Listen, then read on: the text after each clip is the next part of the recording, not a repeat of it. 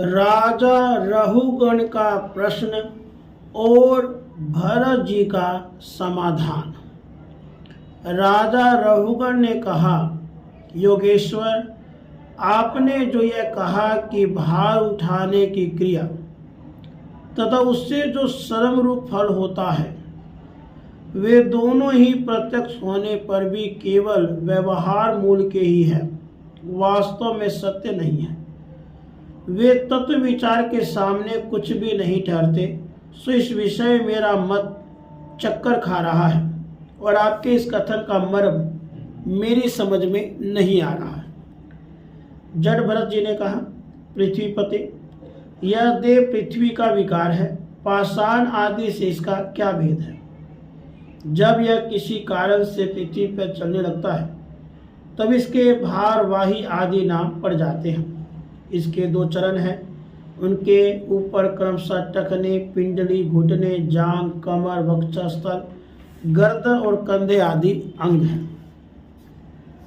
कंधों के ऊपर लकड़ी की पालकी रखी हुई है, उसमें भी सोवीर राज नाम का एक पार्थिव विकार ही है, जिसमें आत्म बुद्धि रूप अभिमान करने से तुम मैं सिंधु देश का राजा हूँ इस प्रकार प्रबल मद से अंधे हो रहे हो, किंतु इसी से तुम्हारी कोई श्रेष्ठता सिद्ध नहीं होती। वास्तव में तो तुम बड़े क्रूर और दृष्टि हो।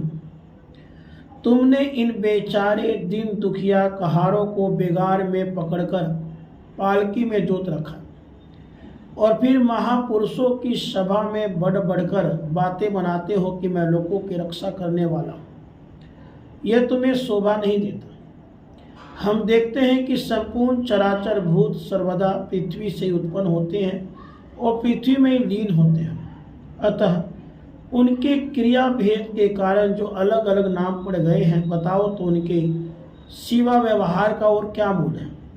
इस प्रकार पृथ्वी शब्द का व्यवहार भी मिथ्या ही है, वास्तविक नहीं है, क्योंकि यह अपने उपादान कारण सूक्ष्म परमाणुओं में लीन हो जाती है और जिनके मिलने से पृथ्वी रूप कार्य की सिद्धि होती है, वे परमाणु अविद्यावश मन से ही कल्पना किए हुए हैं, वास्तव में उनकी भी सत्ता नहीं है। इसी प्रकार और भी जो कुछ पतला, मोटा, छोटा, बड़ा, कार्य, कारण, चेतन, अचेतन आदि गुणों से युक्त द्वैत प्रपंच है, उससे भी द्रव्य, स्वभाव, आशय, काल और कर्म आदि